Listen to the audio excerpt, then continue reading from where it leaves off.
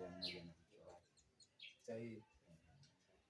Na hicho ndio kilichonifanya mpaka nianze kukushirikisha Yes. Kwa hiyo hizi 20 naona tuongeze maoni binafsi kwa kila mtu kutokana na kile anachokiona.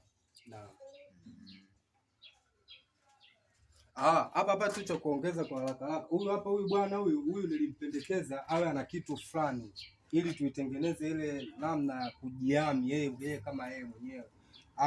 Mara nyingi awe ni mtu fulani ambaye anapenda tafuna vitu fulani kama vibisibisi labda bisi, au hata kama kuna vitu tu vingine vidogo vya kutafuna kwa sababu si ndo main mwenyewe. Kwa hiyo hawezi akawa anakaa anaongea na vijakazi wake afu aliyakuwa yuko nomo tu hivi kawaida.